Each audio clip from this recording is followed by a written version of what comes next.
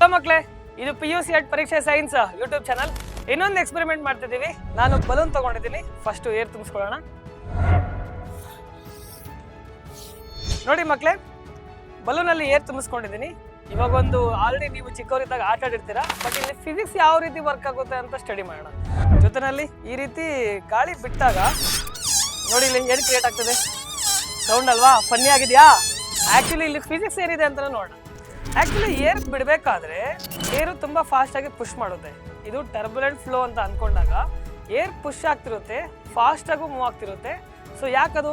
Inside pressure, ಗಾಳಿ ತುಂಬ pressure ಇರೋದ್ರಿಂದ, ಔಟ್ಸೈಡ್ ಪ್ರೆಷರ್ ಕಡಿಮೆ ಇರೋದ್ರಿಂದ ಏರು ಆಚೆಗೆ ಬರ್ತಿರ್ಬೇಕಾದ್ರೆ ಅದು ಸೌಂಡ್ ಫ್ರೀಕ್ವೆನ್ಸಿನ ಕ್ರಿಯೇಟ್ ಮಾಡುತ್ತೆ. ಈವನ್ ನಾವು ಈ ರೀತಿ ಚೇಂಜ್ ಮಾಡಿದ್ದೀವಿ ಅಂದರೆ ಸೌಂಡ್ ಅನ್ನೋದನ್ನ ಫ್ರೀಕ್ವೆನ್ಸಿ ಜಾಸ್ತಿ ಮಾಡ್ತಿರೋದ್ರಿಂದ ಈ ಪ್ರೆಷರೇ ಮೈನ್ ರೆಸ್ಪಾನ್ಸಿಬಲ್ ಇಲ್ಲ. ಸೊ ಇದನ್ನ ನಾವು ಟರ್ಬುಲೆಂಟ್ ಫ್ಲೋ ಅಂತ ತಗೊತೀವಿ.